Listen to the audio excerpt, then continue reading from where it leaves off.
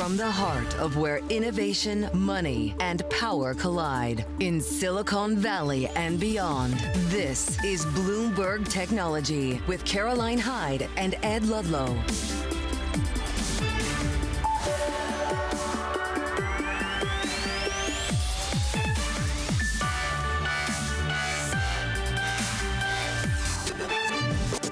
Live from New York, I'm Caroline Hyde. And I'm Mike Shepard in San Francisco. This is Bloomberg Technology. Coming up, DeepSeek Day 2. We dive into the ripple effects in tech markets and the impact on US chip curbs. Plus, we discuss DeepSeek's AI model and the future of open source with Hugging Face's chief AI scientist. And President Trump says Microsoft is in talks to acquire the US unit of TikTok. Details later this hour, but first we check in on the markets and we claw our way back. Mike, not nearly offsetting yesterday's significant sell-off. We're up just a percentage point on the overall NASDAQ. Look, Apple once again doing heavy lifting to the point side. Meta at a new record high, but not enough because Nvidia bounces back but 2% after a 17% sell-off yesterday, but $30 billion being added from a market cap that was wiped out by $600 billion yesterday. This is all surrounding China coming with clearly a very powerful, very efficient, very cheap open source model, Mike. And yesterday, NVIDIA called DeepSeek's new model, quote, an excellent AI advancement that complies with U.S. technology export controls, and that DeepSeek's work illustrates how new models can be created. Let's bring in Bloomberg's Ian King now to tell us more about this. Ian, this was a rough day yesterday for NVIDIA. It bore the brunt of the DeepSeek shock across the markets, yet their statement really was curious. Tell us what your interpretation was. Yeah, I mean, there are a couple of things going on here. I mean, they could have obviously said nothing. They could have just ignored it. They could have said maybe it's kind of dodgy technology that we don't really believe in, but they actually endorsed it and said, no, this is good. And the sort of underpinning message we saw here was that maybe they're telling the U.S. government, your export controls haven't worked. We should be allowed to ship whatever chips we want to China because guess what? They'll do good stuff with whatever they can get hold of. Let's just go to that narrative on chip exports potentially not working. We heard from President Trump just yesterday about what the impact could be. Just take a listen in. In the very near future, we're going to be placing tariffs on foreign production of computer chips, semiconductors, and pharmaceuticals to return production of these essential goods to the United States of America. They left us and they went to Taiwan, which is about 98% of the chip business, by the way, and we want them to come back. Of course, a lot of NVIDIA chips are manufactured in Taiwan, Ian, so there's going to be an impact there. What do you think the regulatory impact will be, and let alone whether inferencing is really going to be the future for GPU demand? Yeah, I mean, this is the big question here. The expectation, I think, before the inauguration was that this administration would, if anything, double down on this kind of crackdown of chips and the flow to China. And here we're getting a different aspect of it. So I think we'll have to see how much attention the new administration is placing on this issue. But the expectation is that they're not going to let up.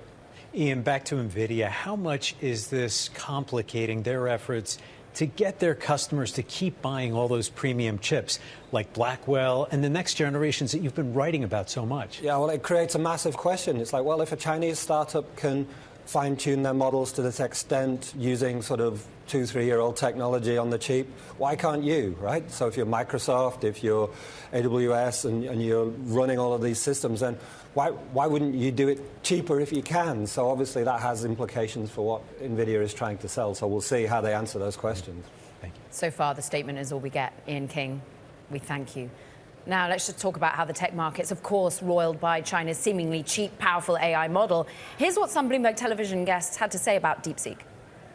I don't think it's about China versus U.S. Right. It's really about closed source versus open source.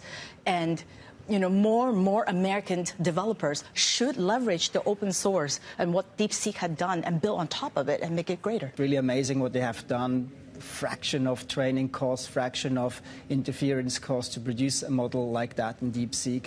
But it will unravel basically the path of spending. Of course, I think a healthy dose of skepticism is very, very good. It's needed. But even if you multiply their spend and their cost by 10 times, 20 times, this is still a order of magnitude in terms of the cost reduction. They're not really a company that's out there trying to compete directly with the big U.S. players. So in that sense, I think it was an overreaction to the release of this model. Let's get more reaction. Martin Norton now, Chief Investment Strategist at Empower. The question for many is, will capital expenditure remain for NVIDIA chips, for AI hardware writ large? Is that what you were tackling yesterday? Well, I think that is one of the critical questions, right? Because this was a very surgical sell-off, a very surgical development, in the sense that it's attacking really not the case for using AI, but really the supply chain around AI, and all roads on supply chain lean back to NVIDIA. And so this question of whether companies really need to spend this much, I think that is the question that markets are grappling with. But it's hard to imagine that we're going to see, and of course we'll see in earnings this week, but it's hard to imagine that we're going to see companies massively change their spending patterns simply because of this news. I think there's still this arms race going on. So of course that's something that we're going to have to watch especially closely. Yeah. But we may need more than just this news to unravel that. But the unraveling could start when you have earnings expectations as they are and valuations at 41 times future earnings for a name like NVIDIA. How much are you worried that this could have a similarity to what we saw in the dot-com era? I mean, that's really something that we're watching really closely. When you're looking at earnings expectations for the broad market overall, you're seeing an acceleration of earnings, and of course, maybe not the same for Mag 7, but certainly a continuation of the powerful earnings that we've seen there. And then you couple that with valuations that are extreme. When we do our analysis of valuations and we break the time series for our price to expected earnings down into deciles, we're looking at the tech sector that's in the 90th percentile of valuations. Now, associating that with forward one-year returns, you can still see valuations grind higher and companies perform. But ultimately, that's where you also start to see some of these more meaningful sell-offs. And as pedantic as it sounds, I think a lot of these developments over the past few days relate more to a valuation argument than anything that relates to kind of technology, in the sense that this is big news in technology, but the bigger news is that there's no room in the narrative to account for anything but world domination when it comes to Mag 7. And this is allowing us to think about the range of outcomes. Marta, to play the movie forward a few years, where do you see this taking us? Is this a parallel to the dot-com era, which, eventually after, some troubles right around 2000 really set us up for a long period of growth? What about AI? Are we in that moment? Well, that's the corollary that I referenced. I know a lot of us are pointing back to the dot-com era and looking at the valuation argument. I think that's important. But I think the other important element is that this is an innovation supercycle, it feels like, just the way the dot-com era was. And what we saw in that period was a massive expansion or growth for the broad market, not just for the tech area. So if we're looking at the trend growth from the 1990s and comparing that to the realized trend growth of the subsequent years, we saw massive expansion, whether that's margins or enterprise value. The internet world had a huge impact on the broad economy. And I think that's what we can expect to see with AI. And in many ways, this news around DeepSeek is part of that, in the sense that it says we can economize, we can do this a lot better, and we can get deployment a lot more quickly than maybe we had otherwise thought. And on that idea of getting cheaper AI out to companies and businesses across the economy, maybe a little bit faster, what sort of impact do you see, and where do you see growth potential from that? Well, I do think there's this broad market where you have to understand that could be a variety of use cases that we can't perfectly anticipate. I think we're seeing hearing a lot more conversations around retailers and the deployment of kind of agency help customers find the right products more quickly with fewer steps along the way. I think that's one possible application. We're also seeing software stocks hold up quite a bit better. I think the idea that software can easily deploy, or maybe more easily deploy AI within their world, I think that's a possibility. So I think the applications are somewhat endless. The imagination, it has to be pretty broad here. And so there's some argument for kind of an equal weight exposure to try to capture that range of experiences, but with a long-term horizon. I don't think this is necessarily something that we're going to see in Q2, Q3 of 2025. We're taking a few tech hits to your line, but we're going to stick with it, Marta, because I have this crucial point for the here and now, with retail actually buying back into NVIDIA, institutionals not right now. What about a so-called black swan event or ripple effect? We talk, of course, to Nassim Taleb yesterday. Just have a listen to what he said. Right.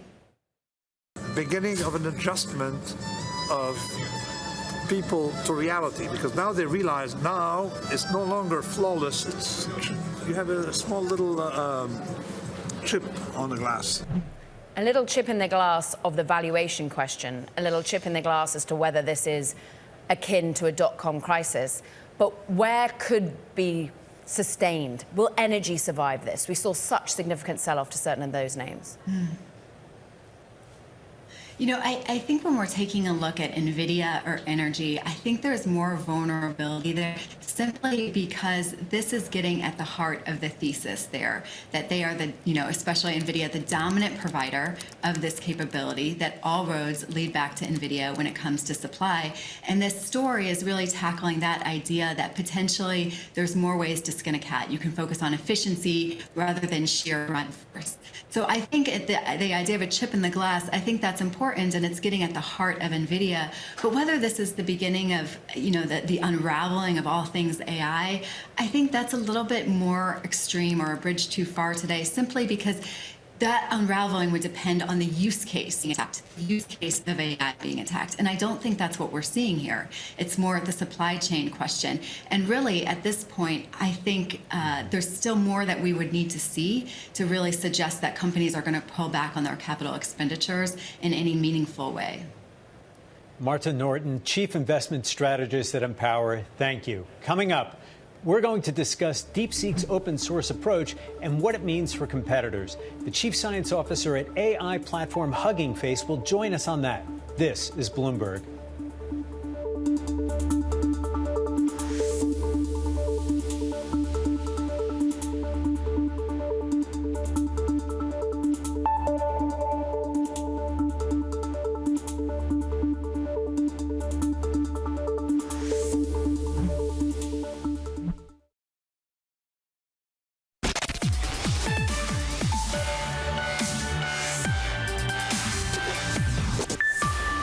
China's DeepSeek AI model, it upended markets, largely, though, those AI infrastructure plays.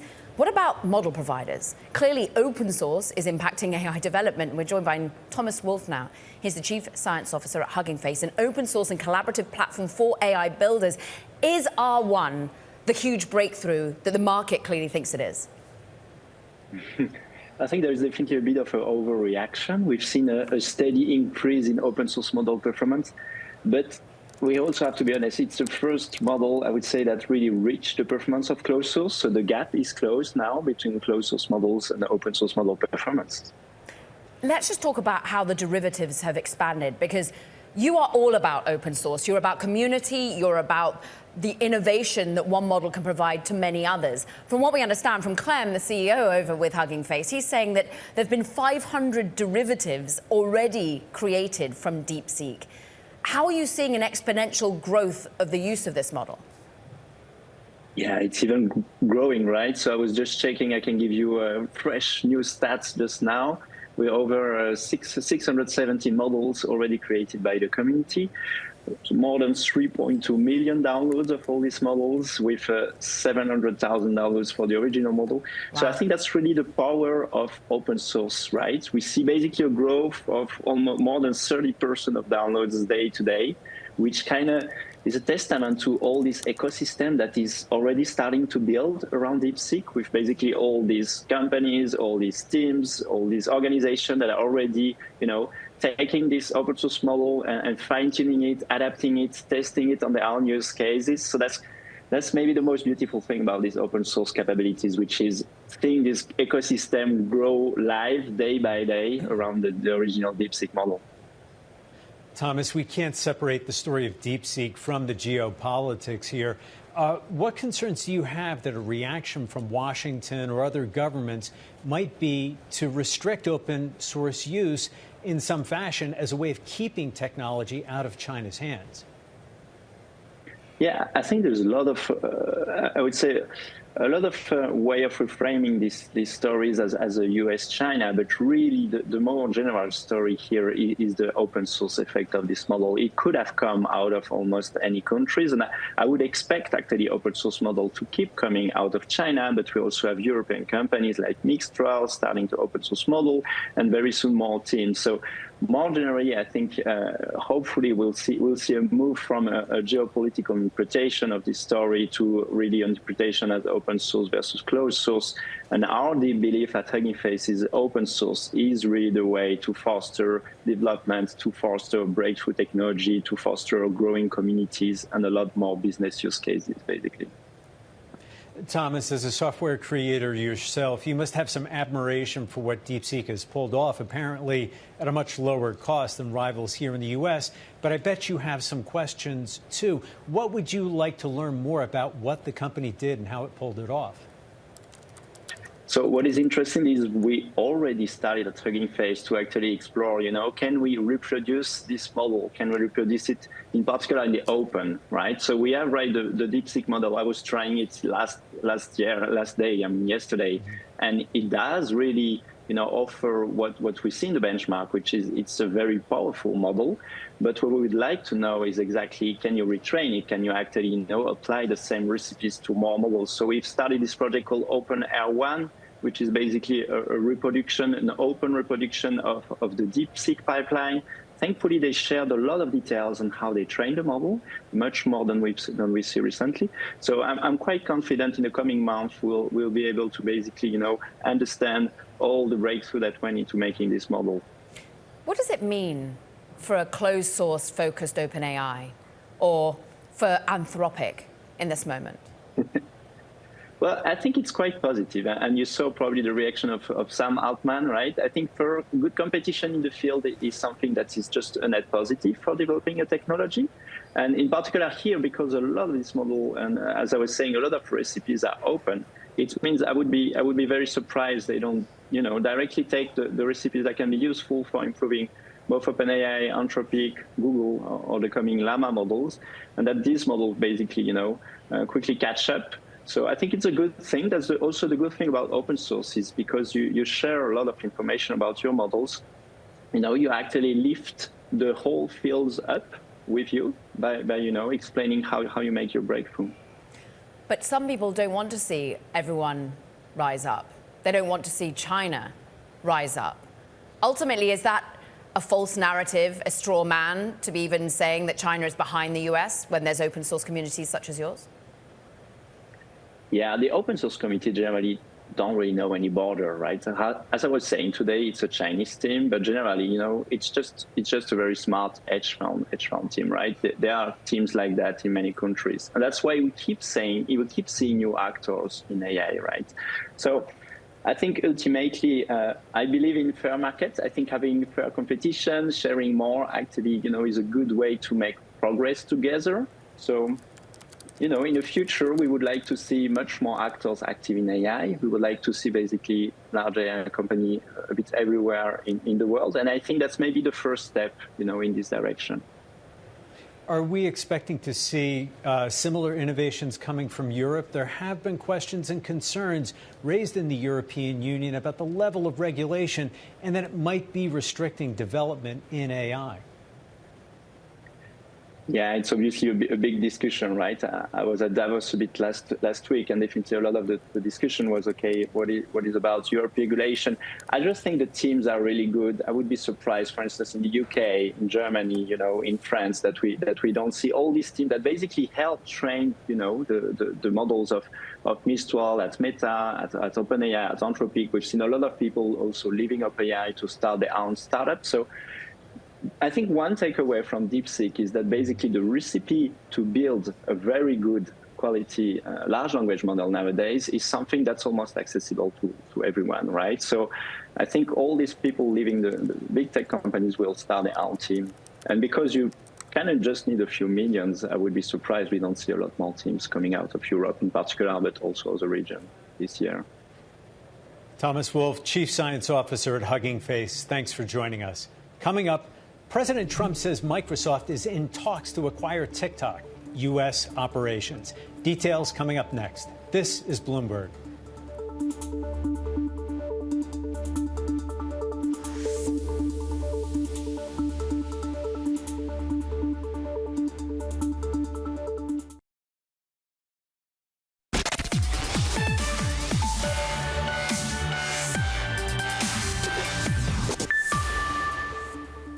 Microsoft is in talks to acquire the U.S. arm of TikTok. At least that's according to President Trump last night, who did not elaborate further.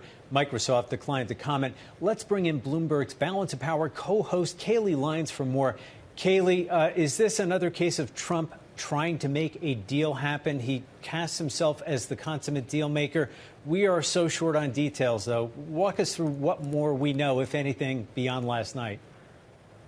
Well, the details are pretty limited, Mike. He was asked directly by a reporter if Microsoft was in talks to acquire TikTok, and the president said, quote, "I would say yes." And that's really all we got on that specific matter. As you said, Microsoft isn't commenting on this either. Keep in mind, though, that during the first Trump administration, back in the summer of 2020, Bloomberg did report Microsoft was looking at acquiring TikTok's U.S. operations back then, when the first kind of pressure around divesting or banning it over national security concerns was arising. Oracle was reportedly looking at it, too. And we know just last week, when the Stargate project was being announced at the White House and Larry Ellison of Oracle was in the room, Donald Trump suggested he'd be open to Ellison buying TikTok, or Elon Musk when he was asked about that. We know there are other players involved as well, including Frank McCourt, who you speak with frequently on this program, who have made bids. And it does seem that is what Donald Trump's preference really is here, a bidding war. He said as much last night, that he thinks bidding wars result in the best deals. As for what that deal ultimately looks like, that remains unclear. What he was clear on yesterday when speaking to the House Republican conference at his Doral club in Florida is that he does not want China involved in whatever happens here. Of course, China is going to have some say in that ultimately. Would the U.S. government have involvement still, Kaylee? Well, that's the question. He's talked about this 50% ownership structure, whoever buys it sharing equity with the United States, essentially. So it would be some kind of half and half deal.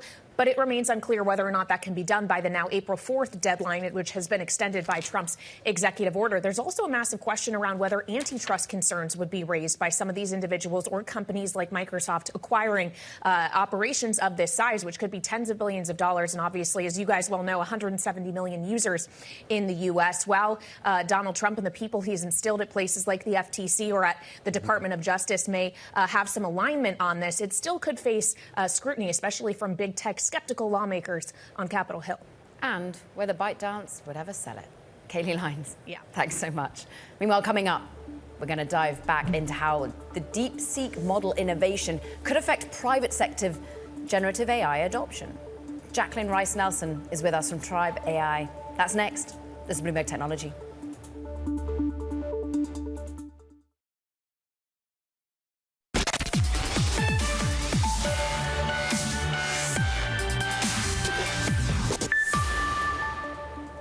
Welcome back to Bloomberg Technology. I'm Caroline Hyde in New York.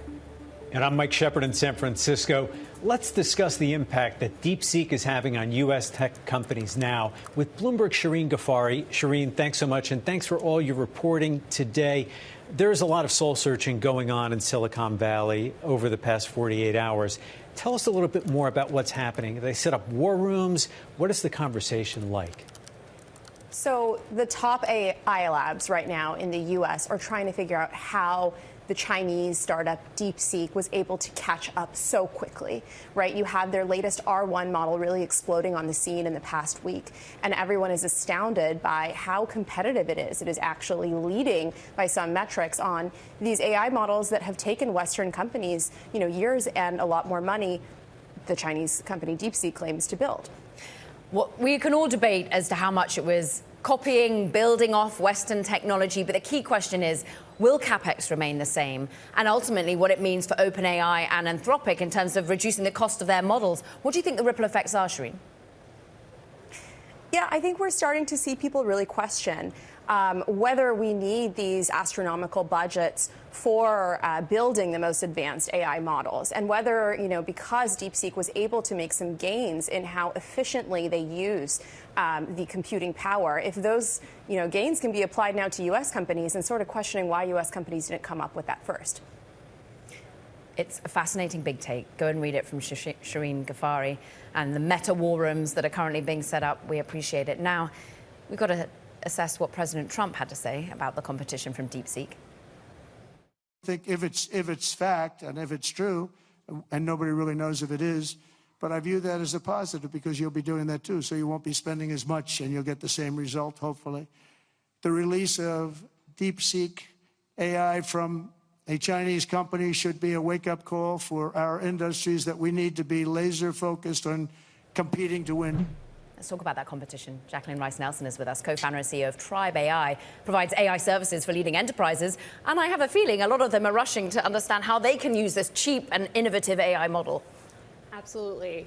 First, thrilled to be here. I think this 2025 is the year for enterprises to get ROI from their AI efforts. And the ROI calculation just changed dramatically. So I think that kind of is the headline for businesses, which is use cases that weren't possible just a few weeks ago or even last week are now possible. And I think we're about to see an explosion of AI experimentation and also value delivery to organizations and enterprises alike. Have any of those organizations been reticent to use it simply because of where it was born in China?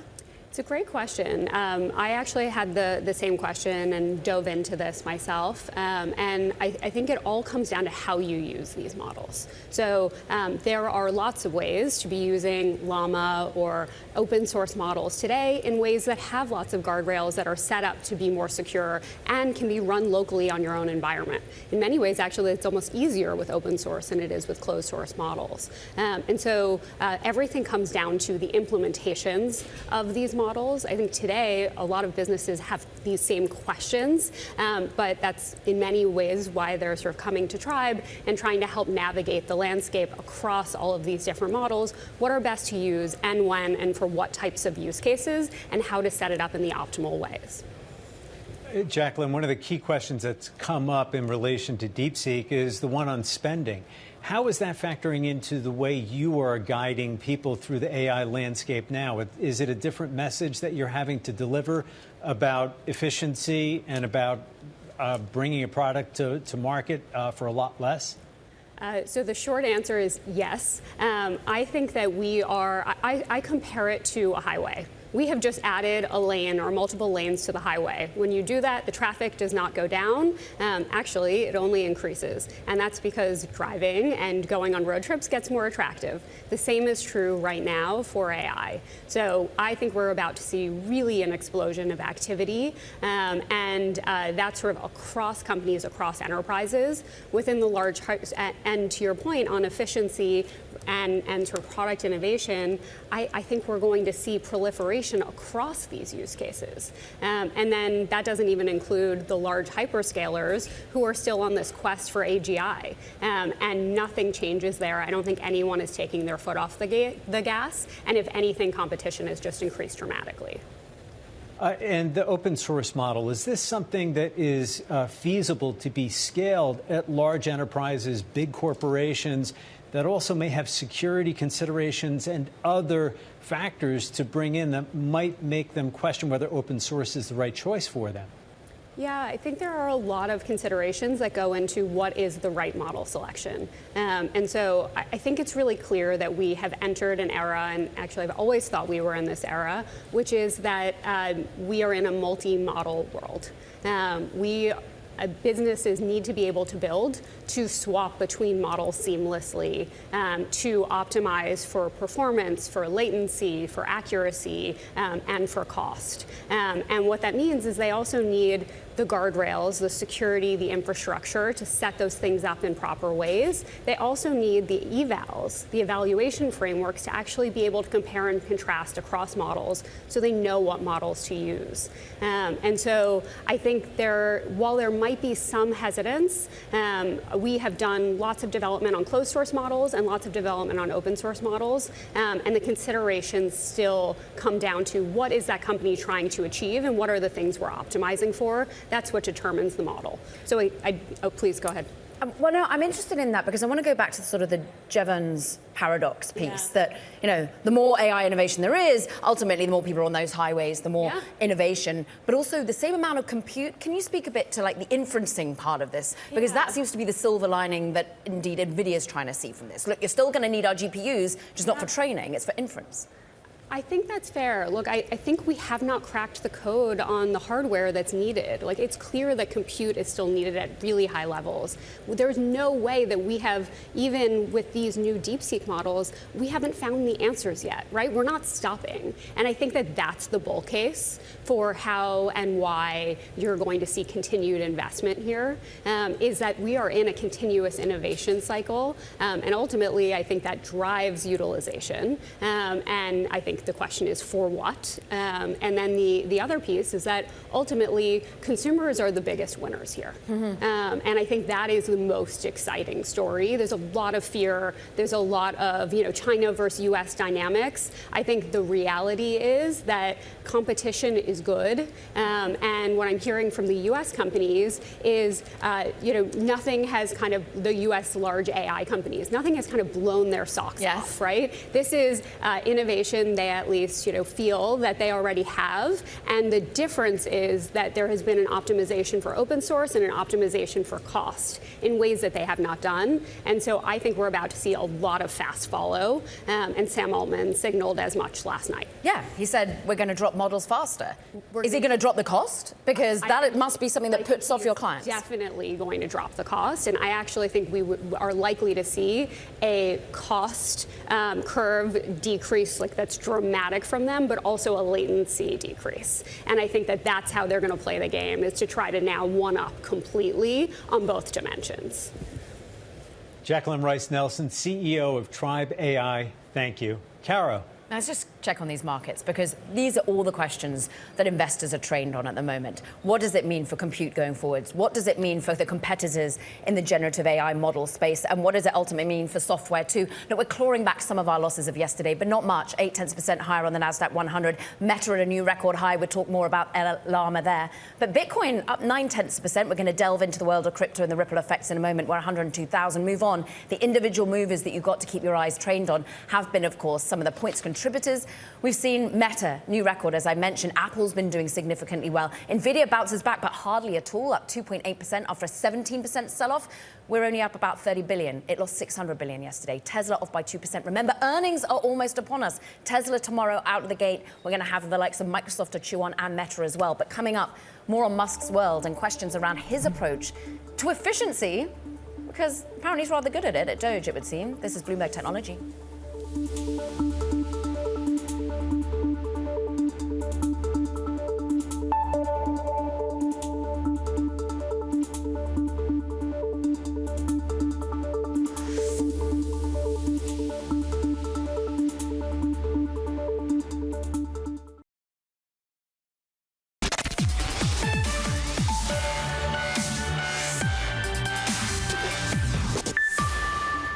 Elon Musk's X has announced a new partnership with Visa. The social media platform is tapping the payment company to enable digital wallets on its app and website in what marks the first step for the company to create the so-called Everything app. Now, the move comes as bankers are now looking to offload some $3 billion of X's debt. According to sources, PIMCO, Apollo are now said to be among the asset managers looking to purchase a portion of the debt being sold by a group of banks led by Morgan Stanley. Some interesting sweeteners in that offering, too. And staying with Elon Musk, many are now scrutinizing the tech billionaire's approach to efficiency with his own companies. This as he gears up to cut spending and waste in the U.S. government with, of course, the Doge initiative.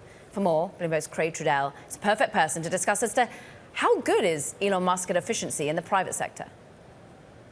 Well, I think it's worth kind of taking a look at his track record and maybe sort of being open to the idea that there's maybe some more similarities in how he has run his companies and how his criticism of the government is characterized than he is possibly led on. This is it's been the case that Tesla, for example, took a good decade before it was making its investors any money, and there was plenty of waste, even according to him, or inefficiency according to him, within the company that was sort of allowed to fester for some time before he turned things around. And so, no one's disputing that Tesla and SpaceX aren't quite efficient and now quite lucrative companies for their shareholders. But you can find, your fair share of inefficiency or waste within his own companies, and even on his own earnings calls, him sort of talking about ways in which his companies haven't necessarily been as efficient as you would expect from somebody who's about to run Doge. Craig, your reporting pointed to some pretty visible examples of maybe a profligate approach, flying tires from the Czech Republic to the U.S. to ensure their delivery. That had to have been expensive. How does that kind of approach translate to government, where the consequences and stakeholders are very different? I think what Dana Hull in San Francisco, pointed out in this story is essentially that there's a willingness to sort of allow for some inefficiency if it means sort of other deliverables. And within the government, I think the answer that we're clearly going to get is something different in terms of not so much forgiveness of, okay, yes, we were inefficient, but we delivered X or Y. What we're seeing from Doge early on is this relatively new X account that is just kind of highlighting all the ways that the government is so sort of blowing taxpayer dollars, and all the ways in which Musk and his team are coming in and sort of righting those wrongs in his view. And so I think he's not showing a whole lot of willingness to cut slack in terms of trying different things, or trying things and then not going well, as he maybe has been in his sort of time as CEO of many of these companies. Bloomberg's Craig Trudell, thank you. Turning to crypto, DeepSeek's sell-off posed a threat across all markets, including crypto, with Bitcoin seeing its biggest intraday drop in more than a month. All this comes just as President Trump signed an executive order last week calling for the creation of a White House advisory group on digital currencies.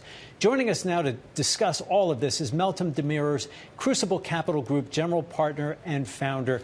Meltem, we really have to get right to it. We were talking about Elon Musk, Department of Government Efficiency. One of the biggest questions facing your industry is regulation. David Sachs, the new AI and crypto czar, what are you looking for him and the Trump team to clear away? Look, I think I'm going to say something controversial. The last 4 years, Biden administration, the lack of clarity on regulatory policy, in many ways, I think was actually constructive for the crypto industry, in the sense that there was not a lot of external pressure. Clarity, I think, can be really challenging for markets. Yes, there are obviously bright spots. The rollback of SAB 121 will now allow banks to hold crypto on their balance sheet, make it easier for institutions to hold crypto. Sure, that's great. But clarity, I think, also creates more perspective on what will work and what won't work. In crypto, so far, the view has been number go up, right? We sometimes joke Bitcoin is number go up technology. And there's a meme in the industry, WAGMI, we're all going to make it. I think what's happening in week one of the Trump administration is this clarity is helping people, and particularly markets, understand that we are not all going to make it. There are going to be winners and there are going to be losers. And this administration has made it very clear that they're perfectly content picking winners and losers. Are AI coins going to be winners in the future? There's been this dovetailing of the AI trade within crypto, and they've taken a brutal hit, of course, in the current narrative. Look, I think the AI crypto narrative is a confusing one. Two things I look at. One, how does crypto make AI better or safer? And the jury is out there. And then the reverse is, how does AI make crypto better or safer? There, I think we've used AI to create new casinos in crypto in the form of agents or online accounts tied to LLMs that are creating their own coins and launching their own coins. To me, that's not what's interesting. What I'm looking at is how can crypto and some of the opportunities around aggregation, optimization, and financialization help crypto make AI better. And there I'm really looking at what Apple is doing. Smaller models run locally on devices, I think, is very interesting opportunity for crypto. Obviously, the big story around DeepSeek is what's going to happen to all of this energy and compute capex. And I think there are some of the early efforts we're seeing in crypto to aggregate the long tail of compute into these marketplaces where you can pay in stablecoins or dollars is really interesting. Oh, it goes all the way back to Filecoin of old. But I'm interested, Meltem, in what the regulatory spirits have meant underlying all of what is meant and felt like number go up on Bitcoin. What has the trading told you? Yeah, if we look at markets, right, what I think is always so interesting is you see a lot of sentiment online, and it's easy to say something, but if you want to know what people are truly thinking, you have to look at markets and you have to look at flows. The biggest week of inflows we had in the last year into crypto ETFs, right, which are a great proxy, $4 billion the week that Trump won the election, okay? Last week, with all of the regulatory quote-unquote clarity, or at least setting of direction with Trump administration, the executive orders being signed, $2 billion in inflows. So the expectation is always better than the reality, right? Markets not reacting positively. CME Bitcoin futures contract had the biggest drop in open interest in its entire trading history yesterday. So it is very clear that on crypto, traders, markets are feeling overextended, just like they did on the big AI names, and there's been a pullback. The question is, how much of that is going to come back with clarity, and how much of that is going to come back when we actually start to see reality catch up with hype? Yeah. Trade the rumor, sell the news, Meltem Demirors. It's so good to have you on. Crucible Capital Group, general partner. We thank you. Coming up, we'll take a look at what to expect from Meta as the social media platform readies to report results tomorrow, and all the narrative around those open source LLMs. This is Bloomberg Technology.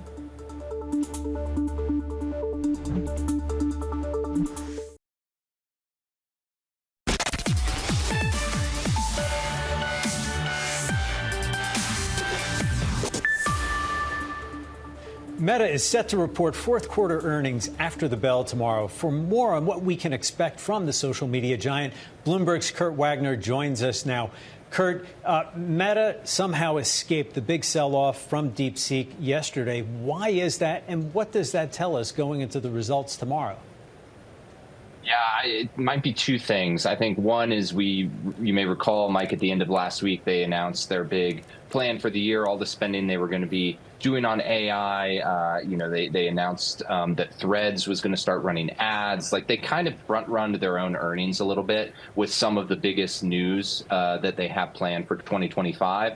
And so I think maybe some people just saw a little bit less uncertainty with Meta because some of that was out there. I think the second is that this, DeepSeek stuff, in a way, sort of validates the AI strategy that Meta has been pushing toward this whole time. Mark Zuckerberg has been arguing for more than a year that where this was going was open source, and that is where Meta was going to go as well, was to create an open source model that other people could build on. Now we saw that is what DeepSeek is building as well. So there's obviously more competition for Meta here. But I think the strategy that they were employing might be seen as the best way forward here. So perhaps some investors were less spooked because they thought the road ahead for Meta made a little bit more sense than some of the others. Gene Munster, Deepwater Asset Management, reflected that exact issue. So too did Citi. And they're also thinking that maybe the AI models becoming cheaper and cheaper are also going to just really push on the overall profitability, the advertising improvements. Is that what we're going to have to hear? The return on AI investment from Mark, as well as his investment going forward in CapEx?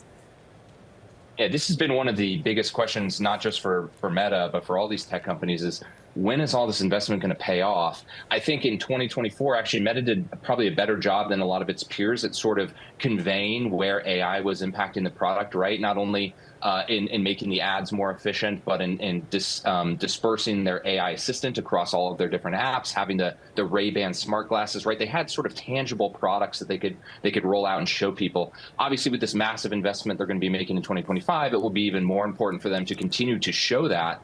But given what they did in 2024, at least it seems like the street sort of knows what to expect from them a little bit. So We'll see if they're able to continue that tomorrow for earnings. Shares at a record high, currently trading 677. Kurt Wagner, we thank you. That does it for this edition of Bloomberg Technology. You do not want to forget our podcast. You can find it on the terminal, as well as online on Apple, Spotify, and iHeart. This is Bloomberg Technology.